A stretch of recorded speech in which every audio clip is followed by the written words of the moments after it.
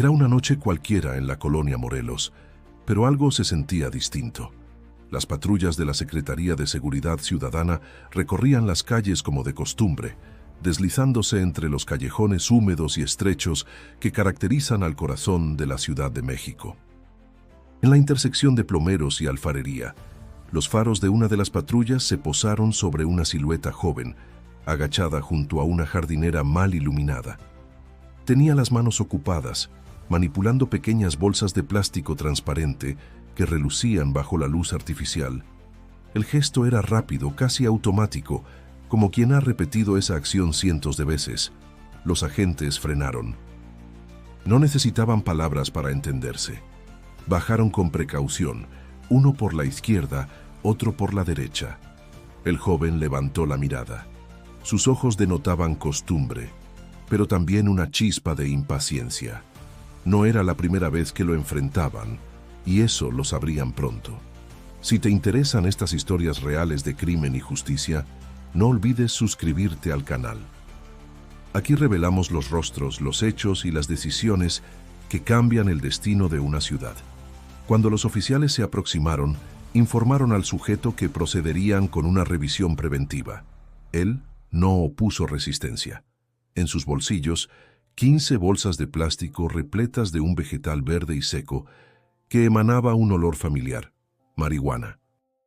Además, portaba una pistola corta, bien cargada con 14 cartuchos útiles. Aquello ya no era un simple caso de posesión, era tráfico y estaba armado. Inmediatamente lo esposaron, le leyeron sus derechos y lo subieron al vehículo. Mientras era trasladado al Ministerio Público, uno de los agentes revisó su rostro en la base de datos penitenciaria. Julio César de la Rosa Anaya, 22 años. 3 ingresos al sistema penitenciario por delitos contra la salud, otro por portación de arma de fuego y varios antecedentes por robo. Pero lo que más encendió las alarmas fue algo más reciente, su probable implicación en ataques directos a integrantes de la Antiunión Tepito, el grupo rival. No era un simple vendedor. Julio César formaba parte activa de la Unión Tepito, una de las organizaciones más peligrosas del narcomenudeo en la ciudad. Y en ese momento había quedado en manos de la justicia. Pero lo que parecía una detención más en la lista de operaciones contra el crimen organizado, pronto se transformó en una prioridad política. Claudia Sheinbaum, entonces jefa de gobierno, se encontraba en plena implementación de una estrategia agresiva contra los grupos criminales que disputaban el control de territorios clave como Tepito y la colonia Morelos. El arresto de Julio César representaba no solo una pieza valiosa en el rompecabezas del narcotráfico local, sino también una oportunidad crucial para desarticular una célula peligrosa de manera quirúrgica.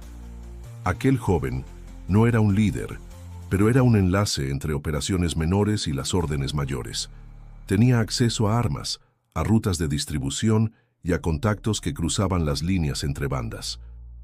Su participación en el ataque a sicarios de la Antiunión lo posicionaba como un engranaje esencial dentro de un conflicto más amplio que desangraba a la ciudad desde hacía años. Sheinbaum lo sabía, y por eso, al enterarse de la detención, convocó de inmediato a una reunión extraordinaria con su equipo de seguridad. No es cualquier arresto. Si actuamos rápido, podemos llegar al núcleo, afirmó con firmeza ante sus asesores. Su visión era clara: no permitir que la captura se diluyera entre trámites burocráticos. Había que aprovechar cada segundo, cada dato, cada conexión. El ambiente en el centro de mando era de tensión, pero también de convicción.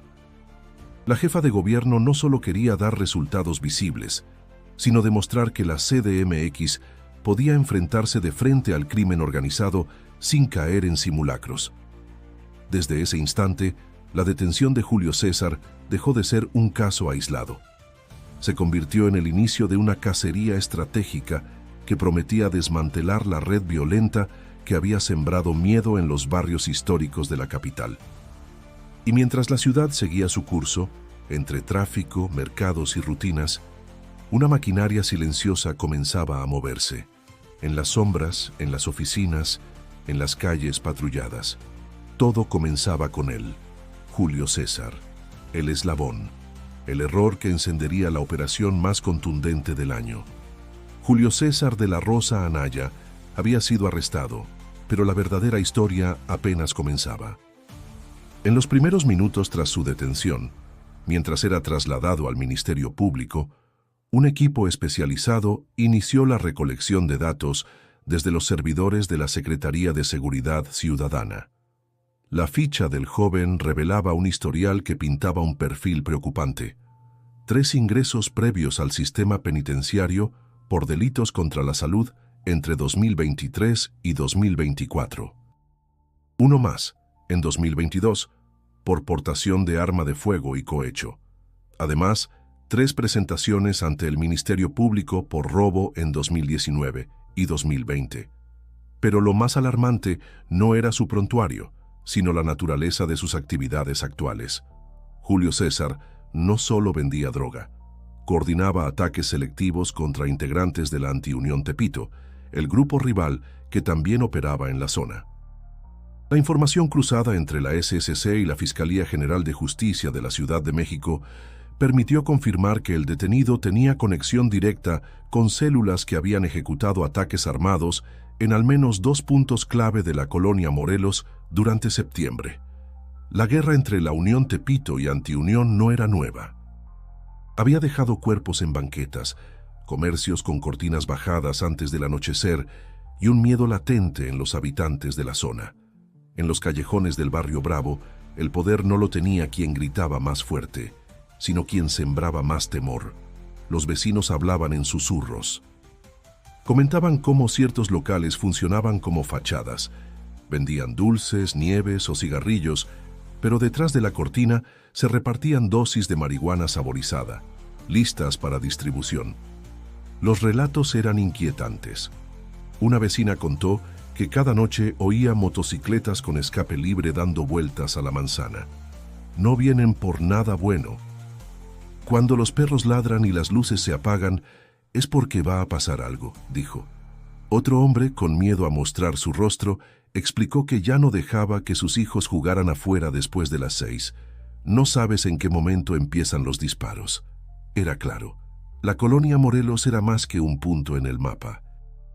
Era un terreno en disputa, un símbolo del control territorial que buscaban las bandas criminales. Y para Claudia Sheinbaum no era aceptable que ese miedo siguiera gobernando las calles. Horas después del arresto, en el salón de seguridad del Palacio del Ayuntamiento, la jefa de gobierno reunía a su gabinete de seguridad. No había cámaras ni micrófonos, solo la tensión de una estrategia que debía armarse con precisión quirúrgica. «Tenemos una oportunidad», dijo con voz firme. «No podemos dejar que este caso se vuelva uno más en las estadísticas. Si lo abordamos con inteligencia, podemos fracturar una red completa».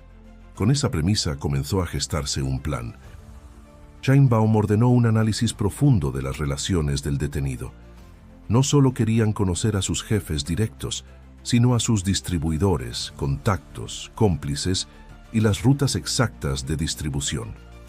Se identificaron varios puntos de venta, la mayoría disfrazados de pequeños comercios. Algunos funcionaban incluso dentro de viviendas aparentemente familiares.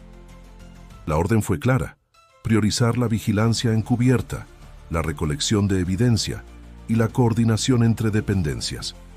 Nada debía filtrarse, nada debía alertar a los demás. Los equipos de inteligencia comenzaron a trabajar bajo sigilo. Caminaron las calles como civiles, observaron, grabaron, siguieron en los techos, en las esquinas, en los mercados. Las rutas de distribución empezaron a trazarse. En los mapas, líneas rojas marcaban los recorridos. En los informes, nombres y rostros iban cobrando forma. Pero el reto no era menor. La Unión Tepito no era un grupo improvisado. Tenían ojos en cada cuadra, oídos en cada comercio. Se movían con códigos, cambiaban de número, de moto, de identidad. Cualquier error podía poner en riesgo toda la operación. Por eso, cada paso debía ser aprobado directamente desde el despacho de Sheinbaum, quien pedía reportes constantes. Sabía que el tiempo era limitado. Si no actuaban con rapidez, los eslabones se ocultarían. Mientras tanto, en los pasillos del Ministerio Público, Julio César permanecía callado. No había pedido abogado, no había negado nada. Su silencio no era ignorancia, era cálculo. Sabía que no era el único objetivo, y aunque lo tenían detenido, los que aún estaban en libertad podrían mover las piezas necesarias para cubrirlo, borrar rastros o contraatacar. En las calles de la Morelos, el aire parecía más denso. Los vecinos sentían que algo se acercaba. No sabían si era una guerra o una liberación. Lo único claro era que, desde las alturas del gobierno, alguien había decidido no esperar más. Con el paso de los días, la vigilancia se volvió más meticulosa. La SSC implementó un operativo encubierto que abarcó varias zonas de Tepito y la colonia Morelos. Agentes vestidos de civiles recorrían las calles, documentaban movimientos sospechosos y registraban los horarios en que ciertos locales comenzaban a operar fuera de la norma. Algunos vendían paletas, otros ofrecían cigarros a granel, pero la verdadera mercancía se escondía tras las paredes, dosis empaquetadas con sabores y colores que ocultaban la droga. Era una red bien ensamblada, con rutas de entrega, vigilantes y distribución móvil. Las noches eran los momentos más tensos. Las patrullas pasaban, pero no intervenían, no todavía. El objetivo era trazar el mapa completo antes de actuar. Identificar a cada eslabón, cada vehículo involucrado, cada número que comunicaba órdenes. Los informes diarios llegaban al despacho de Sheinbaum, quien leía con atención cada línea. El plan avanzaba según lo previsto, pero no sin riesgos. En uno de los operativos de seguimiento, los agentes detectaron un auto sospechoso que recogía mochilas de un local a puerta cerrada. Lo siguieron a distancia durante varias cuadras, hasta que el conductor, al percatarse de la vigilancia, aceleró violentamente y tomó una ruta alternativa. Se produjo una persecución breve, pero suficiente para encender las alarmas. El sujeto logró escapar, pero no sin antes dejar atrás uno de los paquetes. Dentro se encontraron 40 bolsas pequeñas con marihuana, metanfetamina y envoltorios plásticos sin sellar.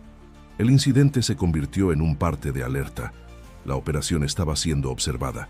Era cuestión de tiempo para que los miembros de la red comenzaran a ocultarse o cambiar su patrón de conducta. Fue entonces cuando Claudia Sheinbaum exigió mayor sigilo y rapidez. Sabía que el enemigo no solo era violento, también era inteligente. Mientras tanto, una redada discreta en una vivienda señalada como punto de almacenamiento reveló más que estupefacientes. Allí, los agentes hallaron documentos con listas de distribución, nombres en clave y teléfonos desechables. También localizaron fotografías de integrantes de la antiunión marcadas con símbolos.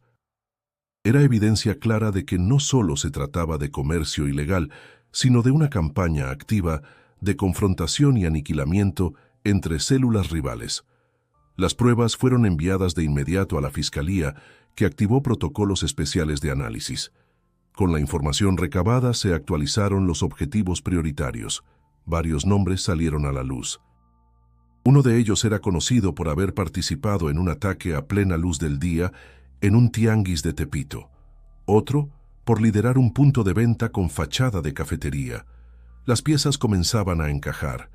No obstante, no todos los movimientos eran favorables.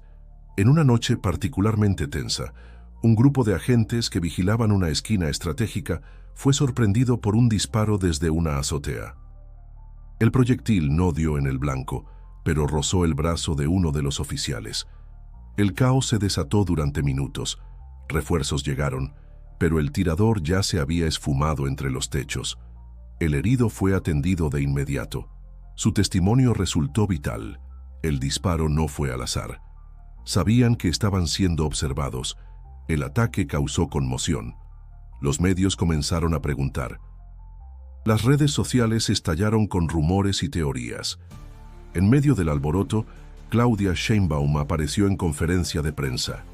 Su voz fue serena, pero directa. No cederemos ante el miedo. Esta ciudad no está en venta ni bajo amenaza. Vamos a limpiar cada rincón con inteligencia y legalidad, declaró. Habló de los avances, de la evidencia recabada, del trabajo conjunto con la Fiscalía y la importancia de la denuncia ciudadana.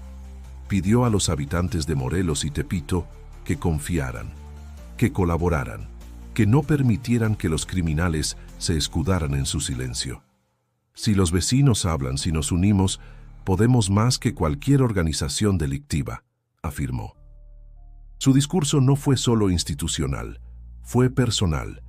Ella había asumido esta lucha como una cuestión de dignidad para la ciudad. La confianza no se gana con palabras, pero las suyas calaron en muchos. Esa noche se recibieron 7 llamadas anónimas en la línea de denuncias. Cada una aportó datos nuevos, un número de moto, una dirección, una rutina. Era un paso más. El operativo, ahora con nuevas coordenadas, ajustó su estrategia. Los informes se volvieron más detallados. Los agentes redoblaron precauciones. La ciudad no dormía y el pulso del enfrentamiento crecía. En los rincones donde antes reinaba el silencio cómplice, ahora comenzaba a escucharse un eco de resistencia. Los días siguientes fueron decisivos. La información obtenida gracias a las denuncias anónimas permitió identificar varios domicilios vinculados directamente a la red de Julio César.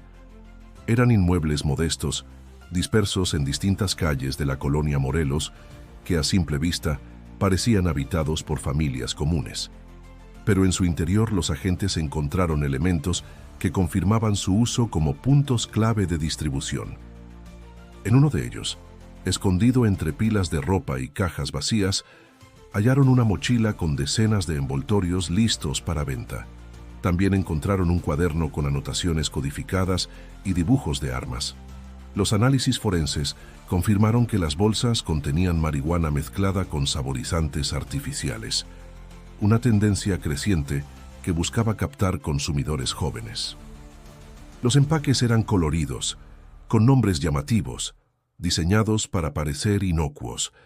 El hallazgo reveló un nivel de marketing dentro del narcomenudeo que superaba las expectativas iniciales. Además, los agentes encontraron registros fotográficos de al menos 3 sujetos identificados como miembros activos de la antiunión, lo que reforzó la hipótesis de una campaña de eliminación sistemática. Con estos nuevos elementos, la Fiscalía autorizó una operación de mayor envergadura. Se planeó una redada simultánea en 5 puntos clave, con participación de fuerzas especiales y unidades tácticas. La coordinación fue milimétrica. Cada equipo tenía asignado un objetivo, una ruta de acceso y un margen exacto de acción. El operativo fue programado para ejecutarse durante la madrugada, cuando el movimiento en las calles era mínimo y la sorpresa podía jugar a favor. A las 3 en punto comenzó el despliegue. Las calles cercanas fueron cerradas discretamente. Las luces de las patrullas se mantuvieron apagadas hasta el último instante. En menos de 5 minutos, las puertas fueron derribadas y los agentes irrumpieron en los inmuebles. Hubo gritos, forcejeos, algunas detonaciones aisladas. En uno de los domicilios, un sujeto intentó escapar por una ventana trasera, pero fue detenido por agentes que cubrían las salidas. En otro punto, un perro entrenado detectó un compartimento oculto debajo del piso de una habitación. Allí había armas largas, cartuchos y más droga empaquetada. La operación concluyó con éxito. Se detuvieron a 8 personas, entre ellas 2 considerados objetivos prioritarios por su relación directa con la célula encabezada por Julio César. También se aseguraron armas de distintos calibres, radios de comunicación, teléfonos celulares, documentos y más de 300 dosis listas para distribución. Todo fue embalado y trasladado bajo custodia al Ministerio Público. Cada evidencia era una pieza más del rompecabezas que estaba a punto de completarse. El golpe fue contundente. En menos de una hora, la red quedó severamente fracturada. La noticia se filtró rápido y aunque la versión oficial se manejó con cautela, los vecinos no tardaron en hablar. Algunos se asomaban desde sus ventanas, otros grababan con sus teléfonos. Por primera vez en mucho tiempo, las calles de Morelos amanecieron con una sensación distinta, no de miedo, sino de alivio. El eco de los pasos firmes de los agentes aún resonaba en los pasillos. Pero el operativo no era el final, era apenas el umbral hacia algo mayor. En la sede del gobierno, Claudia Sheinbaum recibió el informe preliminar con los resultados. Lo leyó sin emitir palabra. Cuando terminó, levantó la vista hacia su equipo y dijo: «Estamos listos para la siguiente fase». Nadie preguntó qué significaba eso. Todos entendían que se avecinaba una acción aún más audaz. El mensaje que Sheinbaum emitió a la prensa fue breve, pero significativo. No mencionó nombres ni cifras específicas. Habló de avances clave, de colaboración institucional y de una estrategia en curso que dará frutos en los próximos días. Pero lo que verdaderamente captó la atención fue el tono de seguridad en sus palabras. No era un discurso de emergencia ni una respuesta a la presión. Era una declaración de ofensiva. Afuera, en las calles de la colonia, la gente empezaba a comentar lo ocurrido. Se compartían videos, fotografías, audios grabados al amanecer. En algunos comercios se bajaron letreros sospechosos. En otros, desaparecieron ciertos rostros habituales. La ciudad había recibido un mensaje. El gobierno había decidido recuperar lo perdido y lo hacía sin titubeos. Aunque el temor no desaparece de un día para otro, algo sí había cambiado. Por primera vez en mucho tiempo, la iniciativa no la tenían los criminales, la tenían quienes se habían cansado de callar, y en el centro de ese giro estaba una decisión firme, impulsada desde el más alto nivel. La madrugada siguiente, antes de que el sol asomara sobre la Ciudad de México, una nueva orden salía del centro de mando. Esta vez, no era una redada múltiple ni una acción preventiva. Era una intervención quirúrgica, dirigida a un solo objetivo: un inmueble blindado ubicado en un callejón estrecho de Tepito, señalado por varios testimonios como búnker de operaciones y refugio del último mando activo de la célula de Julio César. Se trataba del punto más peligroso y, al mismo tiempo, más crucial para completar el desmantelamiento. El dispositivo se activó en completo silencio. No hubo sirenas ni luces. Los agentes entraron por techos, accesos laterales y un túnel conectado a la calle trasera. La coordinación fue perfecta. Una vez dentro, lo encontraron. Un hombre joven, armado, que al notar la irrupción, intentó huir por una escalera improvisada hacia la azotea. No logró avanzar. En segundos fue reducido. En sus bolsillos llevaba un teléfono encendido, aún con una conversación abierta. Instrucciones para mover la mercancía al Estado de México. Durante la revisión del inmueble se hallaron más armas, varias laptops, chips telefónicos y un paquete de documentos plastificados. También encontraron fotografías impresas, mapas de distribución y grabaciones de audio que evidenciaban conversaciones internas sobre pagos, amenazas y ubicación de enemigos. Todo fue asegurado. La operación había sido un éxito total. Minutos después, ya con el perímetro bajo control, Sheinbaum llegó al lugar. No lo hizo por protocolo, sino por convicción. Observó el movimiento. Recibió el parte de los comandantes y pronunció una sola frase: «Ya no pueden más». Su presencia no era simbólica, era una señal directa de autoridad. No estaba enviando un mensaje a los medios, sino a los criminales. Habían tocado fondo. El detenido, cuya identidad fue confirmada como cómplice directo de Julio César, fue trasladado en una unidad blindada. Su captura representaba el cierre de una etapa y el inicio de la siguiente. Las pruebas recabadas permitieron a la Fiscalía vincular formalmente a proceso a todos los arrestados durante la operación. Julio César de la Rosa Anaya, pieza clave de la Unión Tepito, enfrentaba ahora cargos por narcotráfico, portación de arma, asociación delictuosa y vínculos con ataques armados. Su situación jurídica se agravaba por cada nuevo indicio. En conferencia de prensa, Sheinbaum fue clara. No se trataba de un logro individual ni de una batalla aislada. Era el resultado de una estrategia de inteligencia, colaboración interinstitucional y voluntad política. Habló de la necesidad de seguir con firmeza, de proteger a los ciudadanos y de cerrar el paso a quienes creyeran que podían tomar el control de la ciudad desde las sombras.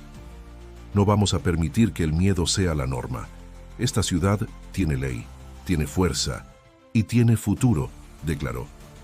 La reacción pública no se hizo esperar. En redes sociales, cientos de mensajes reconocieron la contundencia de las acciones. Medios nacionales destacaron la coordinación inédita entre gobierno, SSC y Fiscalía. Vecinos de Morelos expresaron alivio y esperanza. Algunos incluso comenzaron a pintar sus fachadas como símbolo de una nueva etapa. Otros, más cautos, mantenían la expectativa, pero ya sin el terror cotidiano. Mientras tanto, los procesos judiciales avanzaban. Cada declaración, cada prueba, cada conexión validada servía para consolidar el caso. Los fiscales, respaldados por todo el material incautado, estaban decididos a lograr sentencias ejemplares. Por primera vez en años, se veía la posibilidad real de que una célula entera de la Unión Tepito no solo fuera desarticulada, sino condenada. La historia de Julio César, lejos de ser un episodio aislado, reveló la profundidad del problema y la necesidad de actuar sin titubeos.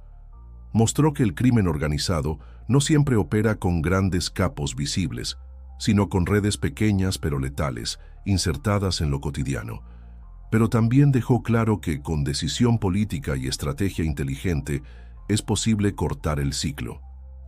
La ciudad, con todas sus contradicciones y desafíos, dio un paso adelante, y lo hizo bajo el liderazgo de una figura que no se escondió tras los escritorios. Claudia Sheinbaum no solo ordenó, estuvo presente, asumió el riesgo y marcó el rumbo. La batalla continúa, pero el mensaje ya fue enviado. Si esta historia te impactó, suscríbete ahora al canal. Aquí seguimos revelando las verdades que se esconden tras los titulares, con profundidad, investigación y narrativa directa. Y no te pierdas el siguiente video que ya está en pantalla. Haz clic ahora para descubrir cómo otra operación en el sur de la ciudad desmanteló una banda de extorsionadores que operaban con total impunidad hasta que se toparon con la fuerza de la ley.